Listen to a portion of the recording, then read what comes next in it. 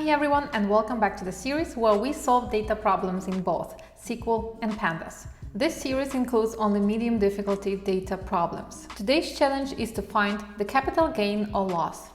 We have a table, stocks, with the name of the stock, operation either you buy or sell, operation day, and the price. We need to write a solution to report the capital gain or loss for each stock. For example, the stock name LeetCode we buy for 1,000 and later we sell it for 9,000. Our capital gain or loss is 8,000. To calculate the total capital gain or loss for each stock, we can treat the buy price as a negative amount and the sell price as a positive amount. In SQL, we write a select statement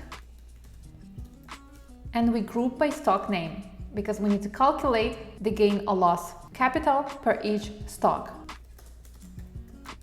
We need to output the stock name and the capital gain or loss that we will calculate right now.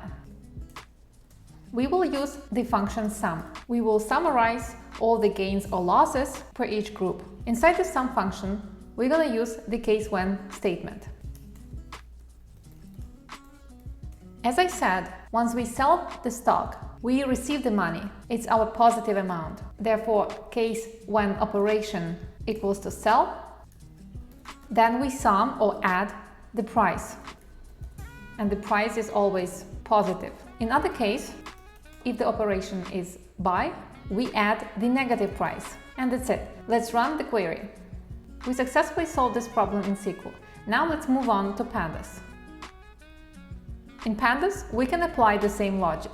We can use the mask method, which is similar to NumPy where, or case when in SQL. We take our data frame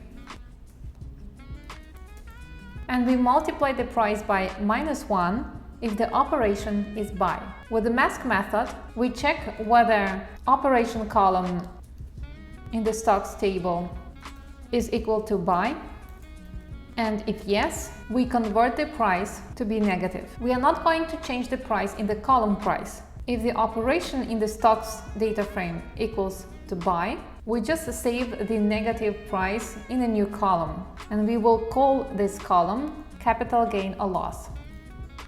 Now we group by the stock name and we add the adjusted prices.